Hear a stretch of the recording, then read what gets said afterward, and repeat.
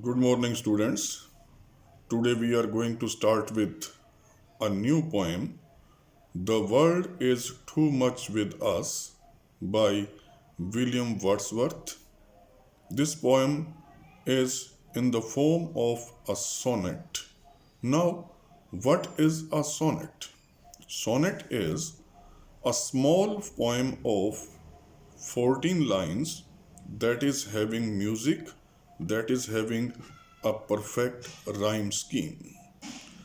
Before discussing the text of the poem, let us know something about the poet as well as the central idea and the theme of the poem.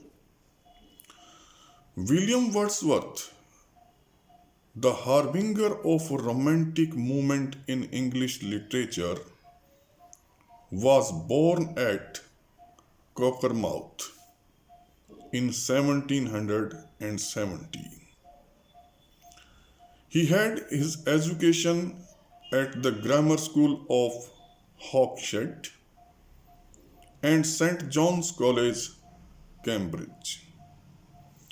In 1790, he went on a walking tour to France, the Alps, and Italy.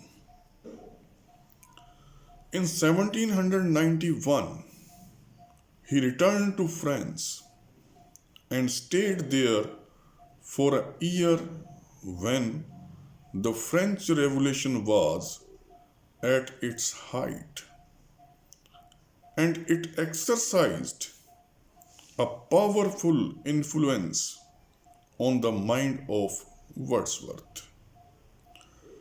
In 1795, he became friendly with S.T. Coleridge. A close and long enduring friendship developed between the two poets. William Wordsworth and Coleridge published lyrical ballads in collaboration in 1798. After the death of Southey in 1843, Wordsworth was appointed as poet laureate and he died in the year 1850. Whereas the poem is concerned, the poem The World is Too Much with Us by William Wordsworth is believed to have been written in the era when the Industrial Revolution in England was in full progress. The world of rising capitalism and materialism is influencing the people of the times in every aspect of life. Sooner or later, all our humanly strength will waste in getting in plenty and endless spending of our resources to meet our unlimited wants. People can no longer see their dignity, honor, and self respect. They have totally surrendered their hearts to a sordid, filthy, and unhonorable benefit of materialism. Each evening that passes by, if only one can notice how the mighty seas expose its nudeness, its nakedness, to the bright shining moon under the naked starry skies, and the powerful breeze blowing strongly yet endlessly. For long hours throughout the day and night. It continues. But now they are awakened from sleep, just like flowers that begin to bloom, and coal to wake up from the murderous slumber of uncontrolled materialistic attitude that does not match the ancient English virtues of refined idealism.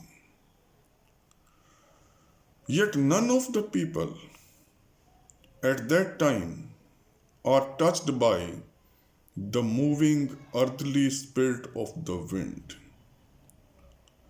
Wordsworth cries out to the god and expresses his supplication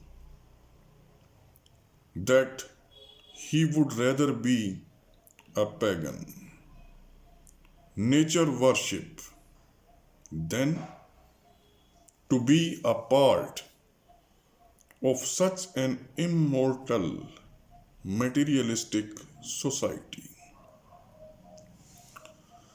He would prefer by then to stand in the middle of a peasant meadow.